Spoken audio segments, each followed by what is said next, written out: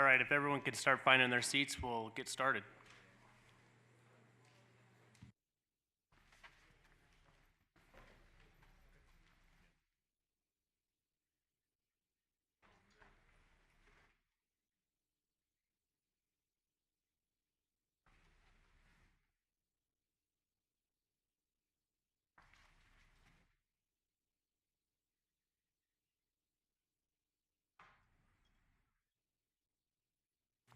Welcome, and I'd like to call this meeting of the Nevada Board of Wildlife Commissioners for Saturday, September 23rd, 2017 at 8:30 a.m. to order.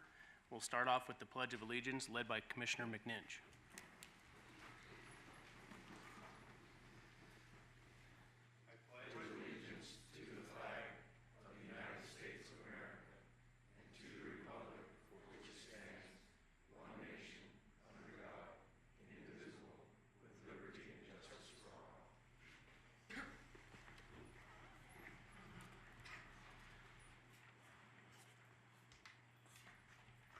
Suzanne, would you call the roll of the commission, please?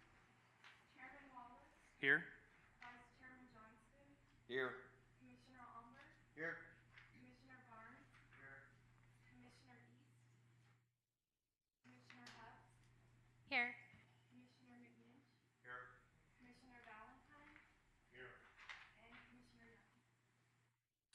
I have not heard from Commissioner Young today, so I'm not sure what his status is. Commissioner East had a previous engagement, and she has an excused absence for that.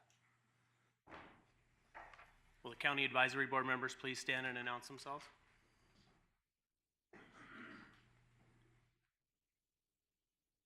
John Hyde, Clark.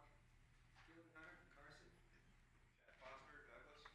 Lynn Bunch, Mineral. Joe Graham, Turkey. Mike Reese, Clark. Thank you and welcome.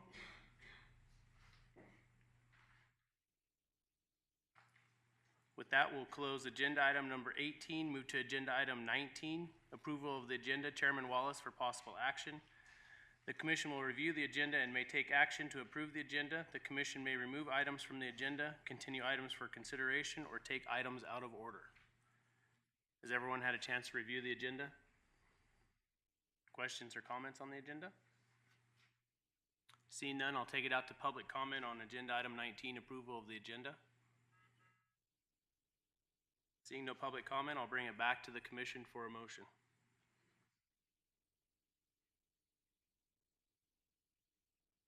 Mr. Chairman, I make a motion to approve the agenda as submitted. I have a motion by Commissioner Valentine and a second by Commissioner Barnes to approve the agenda as presented. Any questions on the motion? Seeing none, I'll call for the question. All in favor, say aye. Aye. Opposed? Hearing none, motion passes unanimously, 7-0 with Commissioner Young absent.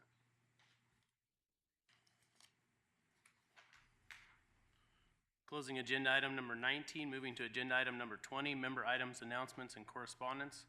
Chairman Wallace, informational. Commissioners may present emergent items.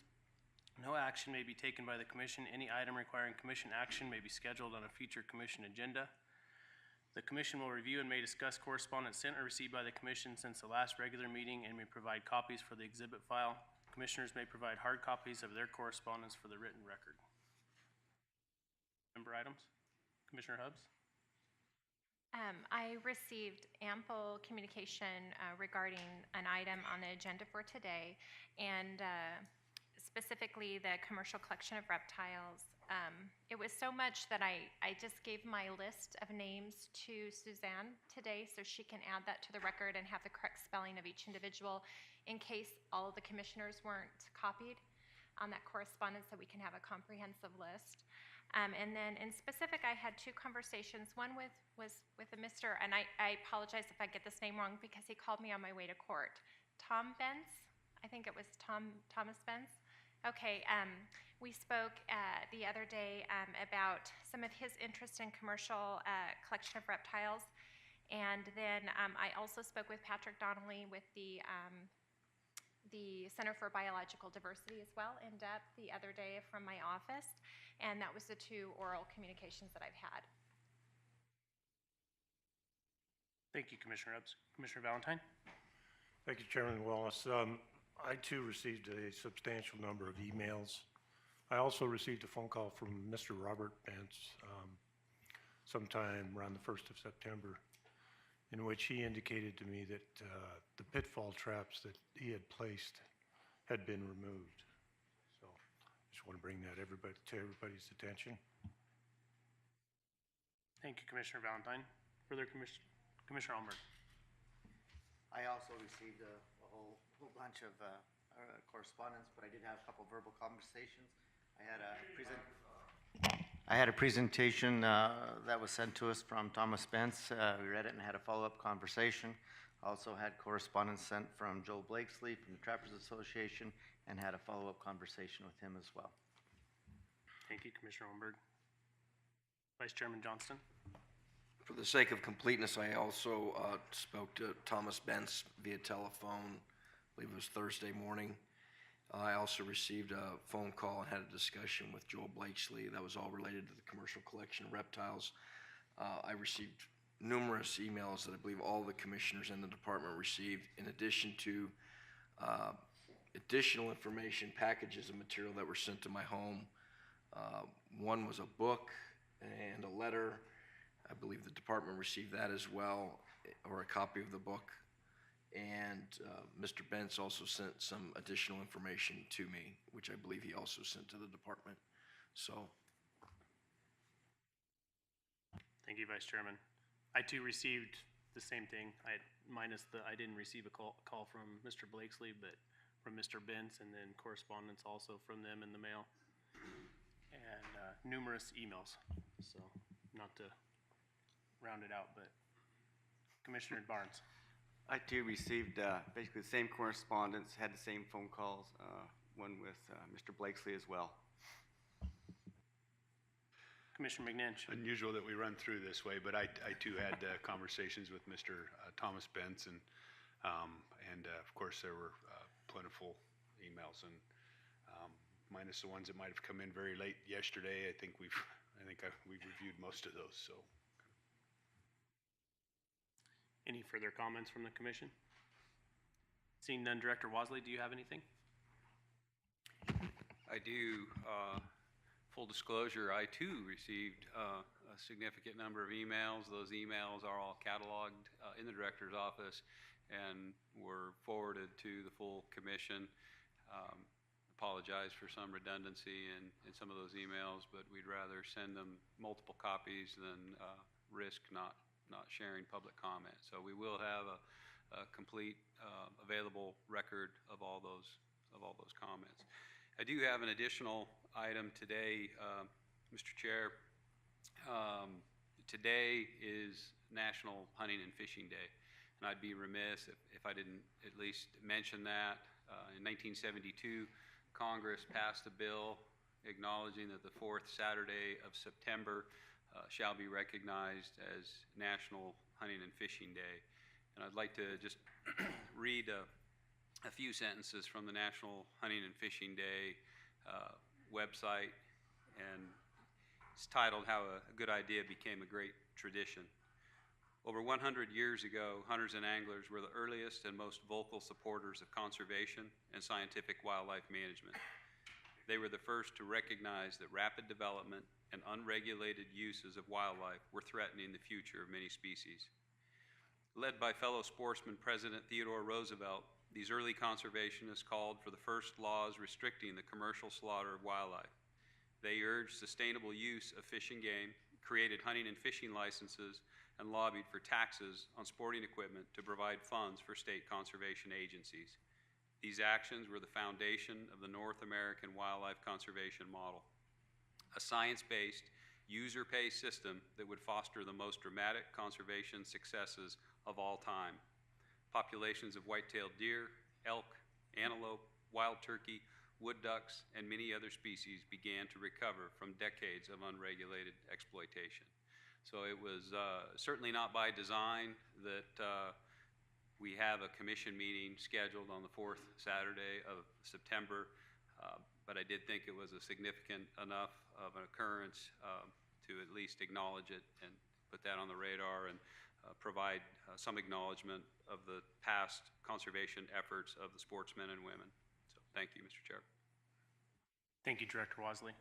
And I want to thank staff as well. And there's been numerous emails this month. And Suzanne, I don't know how you kept up on them. It seemed like every time I turned around, I had a group of 15 or 20. So I appreciate all your hard work on that. And I know the commission does too. So with that, we'll close agenda item number 20, move to agenda item 21. County advisory boards to manage wildlife member items, informational. CAB members may present emergent items. No action may be taken by the commission. Any item requiring commission action will be scheduled on a future commission agenda. County advisory boards.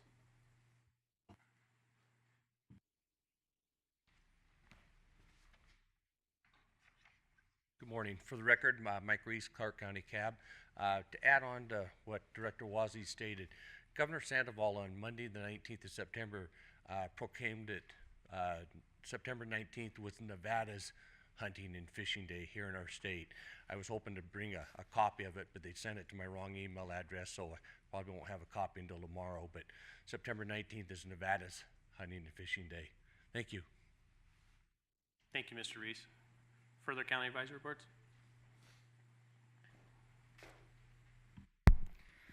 John Hyatt, Clark County CAB. I'd like to talk about an issue which I think is long-standing but needs to be revisited, and that is the whole issue of lead-based ammunition and fishing tackle.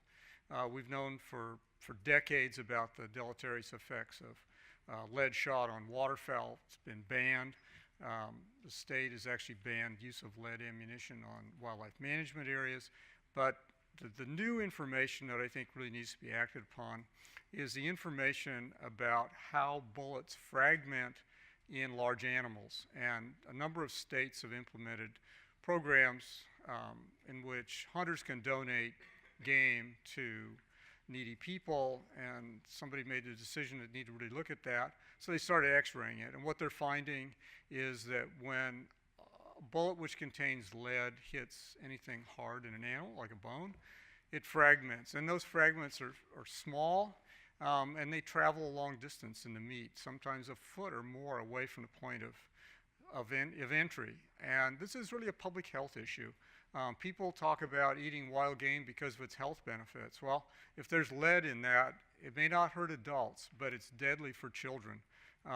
We've banned lead in paint, in gasoline, in almost everything, including tire balance weights, and it's time that we actually look at the impacts of lead-based ammunition on the health of people as well as wildlife. So I would just urge you to consider this at a future meeting. Thank you. Thank you. Further county advisory boards? Seeing none, I'll bring it back to the commission. We'll close agenda item number 21. Move to agenda item number 22, Commission Regulations for Possible Action, Adoption, Public Comment Allowed. Commission General Regulation 472, License Simplification, LCB file number R02917, Data and Technology Services Division Administrator Chet Van Dellen for a possible action. The Commission will consider adopting amendments to Chapters 488, 501, 502, and 504 of the Nevada Administrative Code. This regulation is designed to implement the hunting and fishing license simplification structure approved during the 79th legislative session in Senate Bill 511. Note support material is under agenda item number 16 that was heard yesterday. Mr. Van Dellen. Thank you, Chairman and members of the Commission. Chet Van Dellen for the record. We workshopped this draft regulation to NAC changes yesterday, and I'm here to answer any questions we have before the vote today to formally adopt those and turn those back to the Legislative Commission. Thank you, Chet. Any questions for Chet from the Commission? Seeing none, thank you, Chet. I'll take it out to public comment, and I want to remind everyone today there's a green card. If you're going to speak on this topic, would you please fill out that green card for us? We'd appreciate it. Public comment on agenda item number 22. Okay. Seeing none, we'll bring it back to the Commission.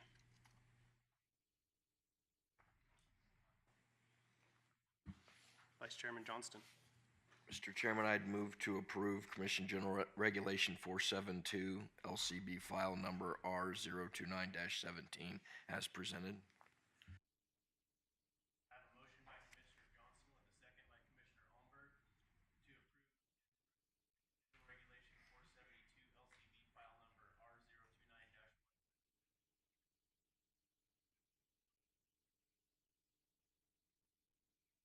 Just one question. Since we have a timeline or a deadline actually with this, I think, what if there needs to be slight adjustments or changes?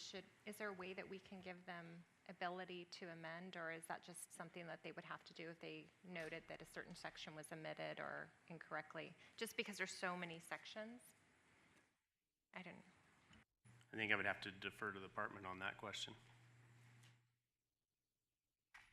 So changes to, Chet Van Dalen for the record, changes to NAC would go through a similar process where we could draft that, submit it to the Legislative Commission, get their draft back, present it to you for workshop, present it to you for a hearing for adoption. It would follow the same process. So if you vote to accept as presented, this language would go into NAC now, pending Legislative Commission approval, and then we could make amendments down the road in a similar process.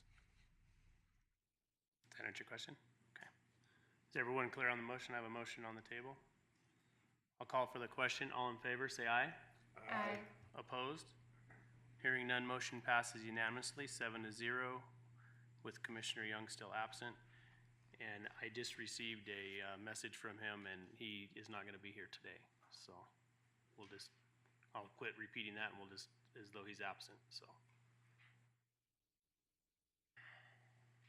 With that, we'll close agenda item number 22. Move to agenda item 23, Commission Regulation 18-01, Fishing Seasons and Bag Limits for 2018 to 2020. Division Administrator John Schobert. For possible action, the Commission will establish fishing seasons, bag, and possession limits for the period of March 1st, 2018 through February 29th, 2020. Mr. Schobert. Thank you, Chairman Wallace and Commissioners. Again, we are presenting the Department's recommendations for CR 1801, fishing seasons for the period of March 1, 2018 through February 29, 2020. The Department is not recommending any substantive changes to the fishing regulations for this next period. We had a number of changes in the last CR for the current 2 years. We're still evaluating some of those changes that were recommended and adopted, so all those will stay in place. The only change we are recommending is actually a technical correction for Churchill County. The waters within Stillwater National Wildlife Refuge have actually been closed to fishing by federal regulation since, I believe, 2004 or 2005. We had never corrected that closed water designation in the CR, so we're recommending a change to the CR just to make that one correction for Churchill County so that our regulations correspond with the Fish and Wildlife Service regulations for Stillwater. That's the only change we have recommended in the CR that was presented to you. A topic that did come up at the last commission meeting in Minden was regarding some issues that have occurred with the Lyon County Lions Club Fishing Derby that occurs annually at Mason Valley Wildlife Management Area, and some concerns that were expressed relative to individuals fishing those ponds, adults coming in and fishing those ponds pretty heavily before the start of the youth derby. Those particular ponds, which are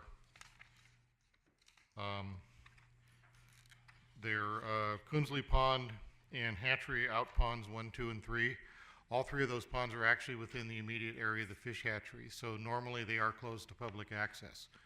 There is a one-day season for that day of the fishing derby, which is currently stated as from sunrise to sunset on that one day. We've discussed this with representatives of the Lyon County Game Board who had some concerns. We've discussed it with the Lions Club.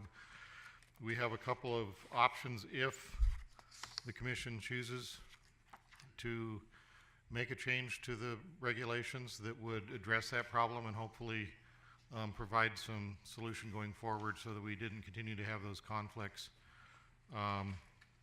Really, there are two options. One of them would be to modify the open hours for that one-day season to begin at either 8 a.m. or 8:30, which would correspond with the start of the youth fishing derby rather than starting at sunrise and then closing at sunset. The other alternative would be to put an age restriction on that one-day season. And for example, it could be restricting angling to anglers 16 years old or younger. Those are really the two alternatives that we found. The age restriction could be problematic. We did discuss this with the U.S. Fish and Wildlife Service. They do not see an issue with federal aid relative to using sport fish produced under our federal aid program for stocking the pond, because we do a little bit of additional stocking for the Derby. However, in doing some research, we found an existing Attorney General's opinion dating to 1958, which states that fishing derbies conducted by county game management boards or county advisory boards to manage wildlife exclusively for children and using fish propagated at hatcheries supported from public funds are illegal. And while that's not a direct correlation, that opinion is out there, and it could create some questions relative to an age restriction.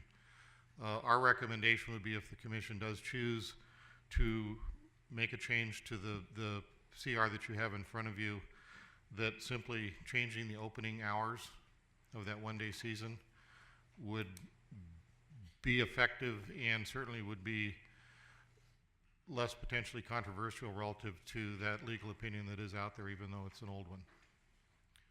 So I would, that pretty much concludes what I have for the CR, and I would return this to the commission. Thank you. Thank you, Mr. Schoberg. Questions for Mr. Schoberg? Vice Chairman Johnston?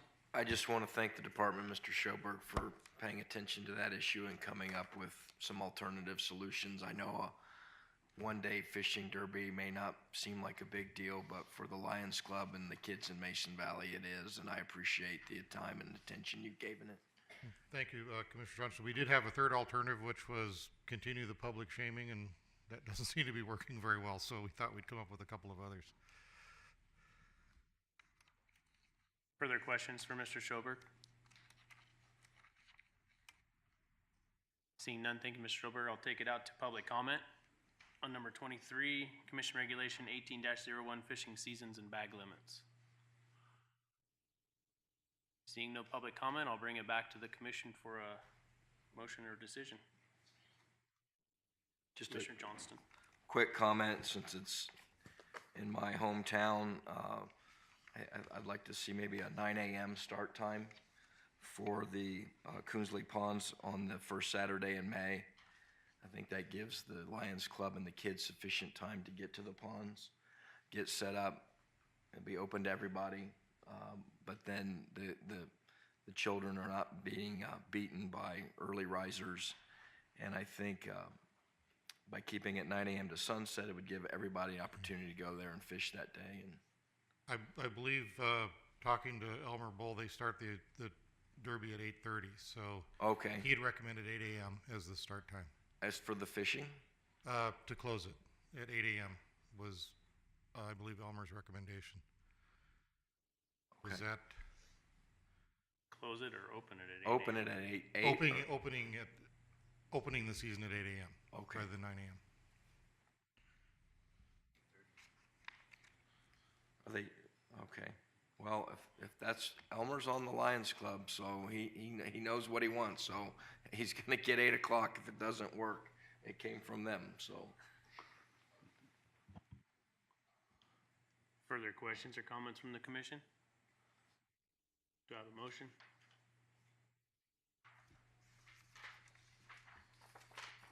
Mr. Chairman, I'd move to approve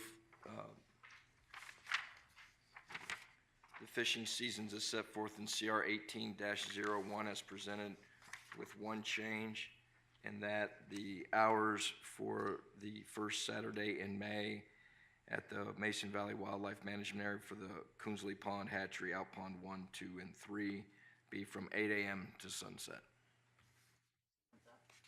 I have a motion by Commissioner Johnston and a second by Commissioner Almberg to approve the fishing seasons and bag limits for 2018 to 2020. Commission Regulation 18-01 as presented with the change stipulated. Is everyone clear with the change stipulated? Call for the question. All in favor, say aye. Aye. Opposed? Hearing none, motion passes unanimously. With that, we'll close agenda item number 23. Move to agenda item number 24, Memorandum of Understanding for Reciprocal Fishing and Watercraft Registration Requirements on the waters of the Colorado River. In common to the states of Nevada and Arizona, Fisheries Division Administrator John Schoberg for possible action. The commission may consider changes to the memorandum of understanding for reciprocal fishing and watercraft registration requirements on the waters of the Colorado River in common to the states of Nevada and Arizona. MOU between the Nevada Department of Wildlife and the Arizona Game and Fish Department. The MOU currently identifies a requirement for Nevada anglers to possess a Colorado River special use stamp when fishing on common waters of the Colorado River or on the Arizona shoreline. That language is no longer needed as the Colorado River special use stamp will be eliminated on January 1st, 2018 as part of the proposed Nevada fishing license changes. Mr. Schoberg. Thank you, Chairman Wallace and Commissioners. Again, as Chairman Wallace had read from the agenda, we provided a copy of that revised memorandum of understanding with the state of Arizona as part of the support material. This is just a language update because as part of the license simplification process that will take effect in 2018, we will be doing away with the Colorado River special use stamp, and this memorandum as it was written specifically referred to that requirement for Nevada anglers. So this was just a simple language change to remove that reference to the Colorado River special use stamp in the first section of the MOU under fishing privileges. There are no other changes to the MOU. This has been approved at a first hearing with the Arizona Game and Fish Commission. I believe it was September 9th with their recommendation that they give final approval to it at their December commission meeting. So this is being presented to you for your review with hopes that we will approve it as well. It's just a correctional procedural change to correspond with current license requirements beginning the 1st of 2018. Thank you, Mr. Schoberg. Questions for Mr. Schoberg? Seeing none, this is an action item. We'll take it out for public comment on agenda item number 24. Seeing no public comment, we'll bring it back to the commission. Commissioner Valentine. Thank you, Chairman Wallace. I'll make a motion that we approve the memorandum of understanding for reciprocal fishing and watercraft registration requirements on the waters of the Colorado River as presented. Second. I have a motion by Commissioner Valentine and I believe a second by Commissioner Olmberg to approve the memorandum of understanding as presented by the department. Questions on the motion? Seeing none, I'll call for the question. All in favor, say aye. Aye. Opposed? Hearing none, motion passes unanimously. Thank you. With that, we'll close agenda item number 24 and move to agenda item number 25. Just a quick question, does the department need some time to set up a presentation or? Let's take a 10-minute break till 9:10 and then that way, I suspect this will be a pretty good agenda item.